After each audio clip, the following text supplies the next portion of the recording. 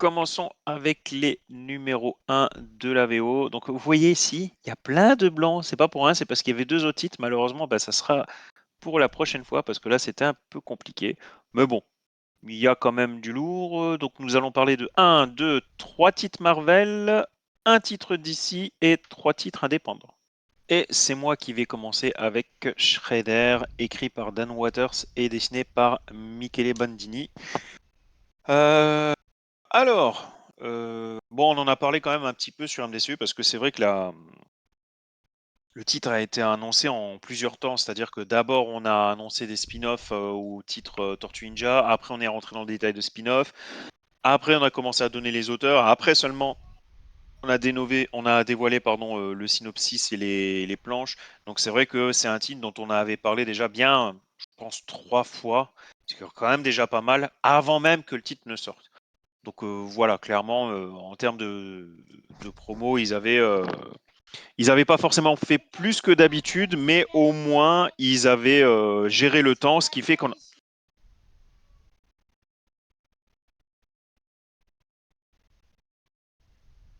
Un enfant impromptu est arrivé. petite pause. Ah oui, il y a mon gamin qui vient de me rejoindre pour me dire, t'as vu papa, je suis à poil. Ah, Alors, ah, un heureusement que futur la brillant caméra l'attend. me montre moi. Bref, parce que là, sinon, je pense qu'à la limite, on va peut-être monter dans le nombre de visites, mais c'est pas forcément le public que je veux, tu vois. Oui, Donc, on va attendre le c'est peut-être GIGN, pas plus surtout mal. sonner à ma porte. Ouais. Bof. Et puis maintenant, il arrive à ouvrir la porte. Donc forcément, voilà. Excusez-moi pour cette petite parenthèse. Donc, je disais, c'est un titre du coup qui a été quand même pas mal, dont le temps a été pas mal géré en amont. Donc on en avait parlé plusieurs fois avant même que le titre ne sorte. Sinon, pour ce qui est du titre en lui-même, Shredder de retour suite à son petit tour en enfer, hein. Donc de retour sur Terre, il veut reprendre sa place, mais elle semble déjà prise par une femme qui intrigue également le gouvernement. On introduit bien le titre. Je trouve on prépare bien la suite, le tout entouré de bastons. Franchement, je trouve qu'on a quand même un très bon numéro d'introduction, à la fois solide et intrigant. Donc, j'étais quand même plutôt satisfait, d'autant plus que la proposition graphique était quand même assez incroyable. Bon, les dessins et la colorisation étaient franchement superbes, faut dire ce qui est. Donc, pour moi, et même si en termes de contenu, ça se résume quand même très vite, il y a suffisamment de choses pour avoir envie de continuer. Bon, par contre, on notera que le seul personnage connu dans le titre, c'est Shredder. Donc si vraiment vous aimez les TMNT mais pas Shredder, bon, ce qui est quand même super rare, hein, mais admettons, si vraiment vous aimez les TMNT et pas Shredder, ça ne sera pas forcément un titre pour vous. Sinon, écoutez, je pense qu'il y a tout à fait moyen. Et pour l'anecdote, je ne sais pas ce que vous aviez pensé de Shredder in Hell. Moi, je n'avais pas aimé, et pourtant, j'ai plutôt bien apprécié ce premier numéro. Donc voilà, c'est pas parce que vous n'avez pas aimé ce qu'il y avait avant que ce titre ne va pas forcément vous plaire. Voilà. Non, non, Santokulo, je crois que c'est juste sur la cover, si je me trompe pas, Matt. Un peu mon retard en VO, ça donne envie quand même toutes ces sorties. Ah oui, Dr. Richard. Je pense que c'est l'intérêt de cette rubrique, hein, ça permet un peu de vous aider de faire le tri, qu'est-ce que vous pourriez attaquer ou non, quoi. Euh, James Gunn est devenu fan de ce. Oh mon dieu. Sortez-le Tesue Moineau. Et comme vous pouvez voir, en dessin, on est quand même pas mal du tout. Bah, tu le connais celui-là? Oui, t'aimes bien. Ah, tu parles de ça? Je crois que tu parlais de. C'est qui lui? C'est Shredder. Ensuite, deuxième titre, James Tynion Ford et Danny qui sont sur le titre The Invisible Man. Alors, j'ai quand même déjà parlé pas mal de fois, vous savez, sur les titres de Image qui reprennent un peu les univers Universal Monsters. J'avais été quand même vachement satisfait jusque-là, donc quand j'ai vu Invisible Man, je me suis dit, bah, il n'y a pas de raison de ne pas continuer, quoi. Et puis bah finalement, il y avait une raison de ne pas continuer, hein. Voilà. Écoutez, je suis vachement, vachement large, hein, en termes de dessin. Mais là, je peux pas. Franchement, c'était pas du tout ma came. Donc, je pense que j'ai arrêté au bout de 5-6 planches. Après, je pense que c'est pas pour rien, si j'ai aussi arrêté, c'est parce que à ce moment-là, le scénario ne m'avait pas accroché non plus. Il n'y avait pas eu un truc qui me disait: «Ah ouais, génial, il faut que je continue, il faut que je continue». Mais là, les dessins, non, c'était trop pour moi. C'était non. Et puis j'ai pas pris genre la mauvaise planche, hein. Tous les dessins sont comme ça. Bien sûr, cela peut vous plaire, je peux le concevoir, mais moi, non. Il y a vraiment beaucoup trop de choses à lire pour que je passe vraiment beaucoup de temps sur un titre ou rien qu'au bout de 3 pages, je me fais, donc non, j'ai passé mon tour. Ça sera le premier titre de la collection Universal Monsters que je vais passer. Tous les autres titres, j'en avais déjà parlé par le passé, ils sont quand même chouettes, je vous les conseille. Et celui-là, bah, si les dessins, vous avez rien contre, n'hésitez pas non plus, bien sûr. Ah oui, par contre, on notera le petit caméo du Scatman John. Pas banal. Après, je rêve peut-être, mais moi, j'ai direct pensé à lui, hein. Ouais, il y a quand même un truc. Ouais, clairement.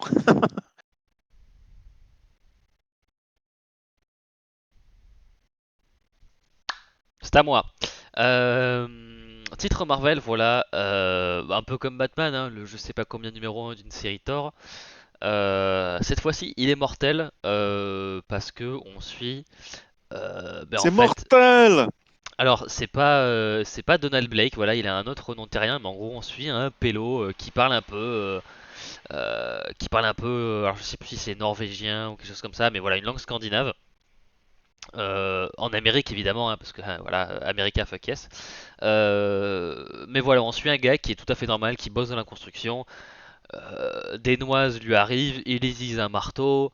Qu'est-ce qui se passe? Pourquoi il n'y a pas de tort? En plus, le titre fait des références au fait qu'il y a un dieu auquel, voilà, qui est la racine un petit peu du nom jeudi. Alors pas en français, je sais pas d'où ça vient jeudi. Peut-être Jupiter, et non, et encore, je suis même pas sûr. Mais voilà, en anglais, je dis, bah, c'est Thursday, et c'est donc un peu la déformation du jour de Thor, hein, finalement. Comme Wednesday est le jour de Wotan, donc Odin, etc. Nous, mardi, c'est Mars, ce genre de choses.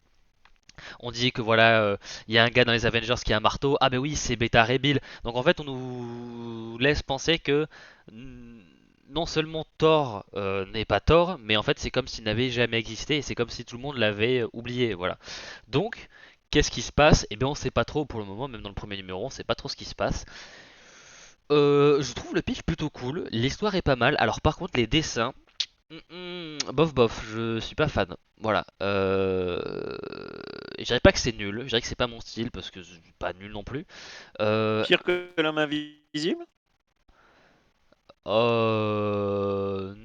non, je pense pas. Je pense que j'aurais préféré les dessins de l'homme invisible, je pense. Non, quand même pas. Ah ouais? Euh... Ah, je sais pas. Je sais pas. Je sais pas. Je sais, ouais, je sais pas. Alors, je trouve que le style colle pas trop avec un. Comment on pourrait dessiner un titre Thor. Je sais pas, il y a un truc.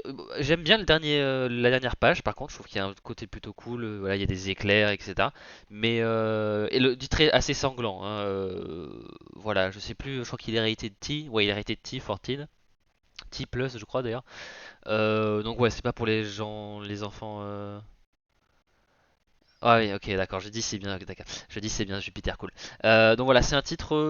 Le concept est cool, le mystère est plutôt sympa, c'est assez violent, donc c'est assez jouissif. Mais ouais, niveau dessin, j'ai du mal. Il y a des trucs enfin, il y a des. Solution. Donc voilà, concept cool, mais les dessins c'est pas mon délire. Mais bon, après, si vous pouvez passer outre, écoutez, pourquoi pas? Pourquoi pas? Et non, pour répondre à Matt, non, j'ai la fibre, mais n'oublie pas ce que dit Martin, je vis dans un château, donc le Wi-Fi, forcément, c'est Ah, difficile. déjà être en Wi-Fi, hein, quel enfer.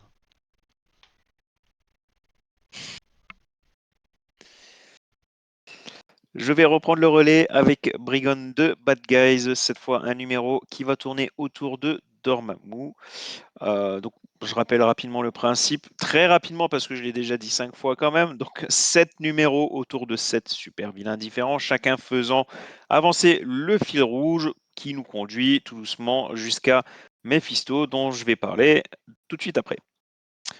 Donc il y avait que 2 points communs, hein, par rapport à tous ces numéros. Le premier, c'est la cover qui est dessinée à chaque fois par, Lee Bermero, et le deuxième, c'est, le scénariste, on va dire, qui chapeaute un peu le tout, qui est, Guggenheim.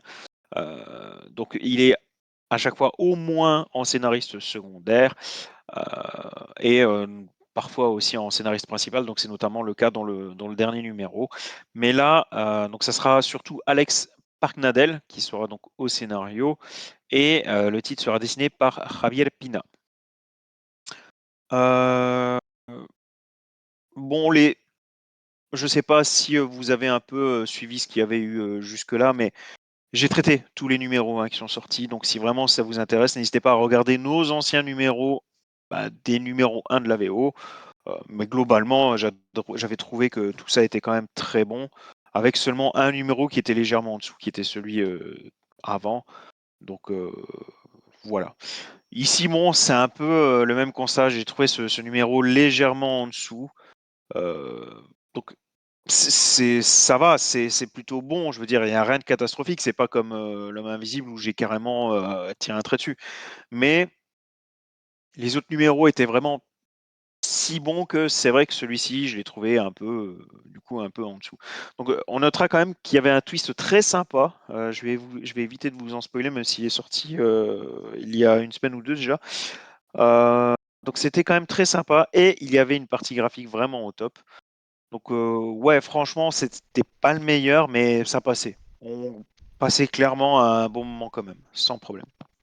T'as mangé un clown ce matin, Matt? Ça se passe comment? Alors, j'apprécie la blague, mais petit musée Guggenheim, La balade est validée. voilà. Et il est déjà sorti, donc on va enchaîner avec le tout dernier numéro, donc Brigand de Bad Guys Mephisto, donc le dernier des 7 one-shot autour de l'event Brigand de Bad Guys, cette fois 100% écrit par Mark Guggenheim et dessiné par Alvaro Lopez. Donc épisode final, et c'était très bon. C'était vraiment très bon. Il y avait pas mal de retournements de situation. Tout à l'heure, j'ai dit qu'il y en avait un qui était vraiment chouette. Ici, il y en a bien plus, parfois un peu moindre en qualité, mais bien plus nombreux.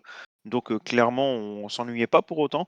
Il y avait quelques répliques bien placées et ce sentiment quand même d'apothéose, quoi. Donc ça, c'est pas rien. C'était vraiment agréable. On se rend compte que c'est tant l'histoire de Mephisto que celle de Sister Sorrow, et c'était chouette. Donc franchement, il s'agit d'une très belle conclusion. J'ai beaucoup apprécié ce dernier numéro, ce qui m'a fait d'autant plus apprécier du coup l'ensemble des 7, des 7 numéros. Parce qu'au final, qu'est-ce qu'on peut en dire? Heu, pour moi, sur l'ensemble de la série, finalement, il n'y avait qu'un point noir. Le problème, ce point noir, le problème pour moi, c'est qu'au fil des numéros, on se rend vite compte que l'on suit toujours un peu le même schéma. Donc lorsqu'on a parlé de missions de la part de Mephisto, qui confiait donc ses missions à des super vilains, on aurait pu penser à plusieurs missions qui, des missions qui feront qu'il sera en position de force par la suite, on va dire. Donc ça peut être éliminer un personnage, ça peut être voler un objet, effectuer un rituel. Il y a quand même énormément de possibilités, et en fait là, ce qui est dommage, c'est que, la mission, c'est toujours la même en fait. C'est un assassinat, et effectué plus ou moins difficilement, d'accord, mais un assassinat quand même. Donc forcément, au fil des numéros, l'intérêt baisse un peu, puisque le schéma se répète inlassablement. Et ça, c'est franchement dommage. C'est c'est une petite facilité scénaristique. Il y avait vraiment moyen de trouver autre chose par rapport à ça, histoire de tisser quelque chose pour l'ensemble de la saga, ok, mais également à éviter cette répétition à travers les numéros. Parce que, encore une fois, pris séparément, ils sont très bons. Mais après, quand tu les enchaînes tous, après, forcément, t'as un peu l'impression de lire un peu toujours la même histoire. Ça, c'est vraiment dommage. Bon, à part ça, on est quand même pas mal. Franchement, c'est pas dégueu, hein. À voir si Panini Comics nous le propose. Pour le moment, moi, j'ai rien vu passer. Mais si vraiment il sort en France, je pense que ça vaut le coup d'y jeter un œil. Ouais, ouais, ouais. C'était pas mal du tout quand même, au global. Ah, donc on sait si Panini va y le publier. Non, j'ai rien vu passer, donc, comme je disais. Sachant que 7 numéros, ça fait un bon moment maintenant du coup que que les premiers sont sortis. Je sais pas trop, je pense qu'ils auraient déjà communiqué si vraiment cette saga les avait intéressés. Mais bon, je peux me tromper, peut-être que ça va encore tomber.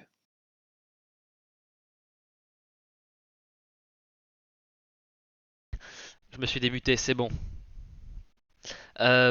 Donc, deuxième lecture pour ma part.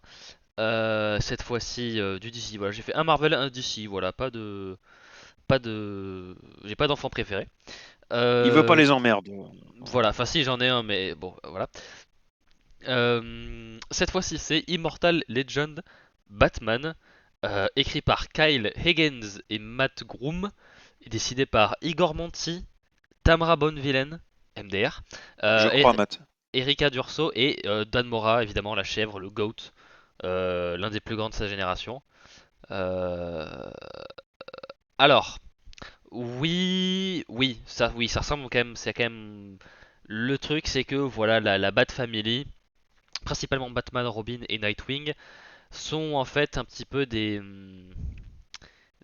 comment on appelle ça, des identités en fait qui ont été assumées par différentes personnes, voilà, qui se transmettent un peu comme alors si vous avez lu ou vu My Hero Academia, qui se transmet voilà de personne en personne, voilà, avec voilà, à chaque fois genre l'un entraîne son successeur et puis au final il lui lègue, on va dire, cette voilà, donc c'est le cas pour Batman, c'est le cas pour Robin, c'est le cas pour Nightwing, ce qui fait que du coup dans cet univers là, voilà, on est dans l'espace, on est sur une autre planète, euh, mais Batman, Robin et Nightwing sont apparus à peu près au même moment, ce qui fait que Robin n'est pas spécialement le mentor et pas le protégé de Batman, et Nightwing n'est pas forcément un ancien Robin. Voilà, c'est vraiment, euh, c'est pas tout à fait comme Gordon qui devient Batman. C'est un peu dans le même délire où voilà, ouais, les héros sont peut-être un peu plus mécanisés en armure, enfin voilà. Mais oui, oui, Bishop, on est dans l'espace. Mais il y a un côté un peu western, voilà, où genre Bruce Wayne au début du titre, on apprend voilà que c'est le shérif et le maire c'est Dent. Donc voilà, on est un peu dans, bah c'est un Elseworlds, hein. Bah voilà, c'est marqué sur la cover, j'avais même pas fait gaffe, donc c'est un Elseworlds.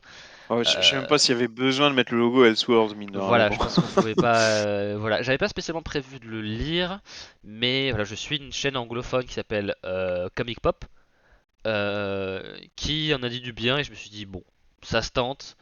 Et voilà, comme concept, c'est plutôt cool. C'est pas forcément une série que je vais suivre, voilà, de manière mensuelle, mais c'est vraiment dans le côté un peu space opéra, fun, avec des paysages différents. On a un peu, il y a un peu la volonté, voilà, de changer quand même pas mal le lore, où voilà, il y a une espèce de d'invasion, d'un espèce de d'univers d'ombre dans l'univers classique, et du coup, ben voilà, il y a trois personnes qui ont créé un petit peu qui utilisent un petit peu l'énergie voilà, de ces deux univers, avec un qui utilise un peu plus l'ombre, donc Batman, Robin qui est quand même beaucoup plus lumineux, et on a Nightwing qui est un petit peu entre les deux, un peu voilà, un petit peu plus pragmatique. Donc voilà, il y a vraiment le côté, on secoue pas mal de choses de la formule. C'est sympathique, voilà, c'est à voir où est-ce que ça va aller. Côté dessin, ça dépend des dessinateurs, mais c'est quand même globalement assez bon. C'est quand même très bon même, je dirais. Et puis à la fin, voilà, la dernière partie du titre est illustrée par Dan Mora, donc voilà de quoi se faire dans le pantalon tellement c'est bon, quoi. Bon, c'était pas très classique comme truc, mais bon, bref, voilà, c'est à quel point Dan Mora est bon. Il déverrouille le côté bof en moi. Donc voilà, dessin très très cool. En même temps, c'était important hein, parce que voilà, on nous montre plein d'univers exotériques qu'on connaît pas, etc. Donc de ce côté-là, ça assure. Et côté histoire, bah, je trouvais que les parties pris de changement, voilà, du lore étaient quand même assez. Pour moi, ça me paraît assez neuf, mais peut-être parce que je suis pas assez. Voilà, parce que voilà, tout à l'heure dans le chat, je crois que c'est Matt qui disait que ça y avait un côté un peu Sentai dans les armures, donc peut-être que c'est un truc qui fait plus animé, manga, Sentai. Euh, Mais voilà, moi je trouve que ça a bien fonctionné sur moi, il y avait un petit côté nouveauté. Voilà, le concept est fun, il est bien utilisé, c'est bien dessiné, voilà, c'est sympa. En effet, Matt.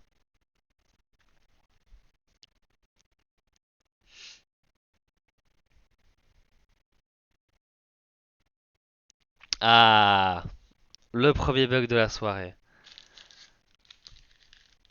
Sniff, sniff, sniff. Alors. Ouais. Et en plus, c'est vrai qu'il y a rarement des ratés dans le dessin de Dan Mora, et je trouve qu'il est sur énormément de titres à la fois. Donc je sais pas comment il fait le garçon, mais j'espère qu'il a des vacances de temps en temps, quoi.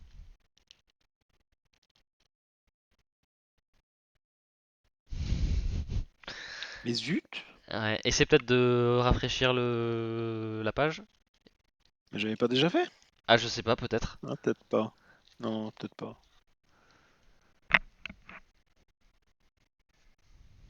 Voilà, spoiler, c'est Red Sonia, Tout ça, tout ça pour afficher la cover, mais en même temps, hein, on en a déjà parlé. Vous savez que pour Red Sonia et Vampirella. Vampirella, voilà, les covers, c'est important.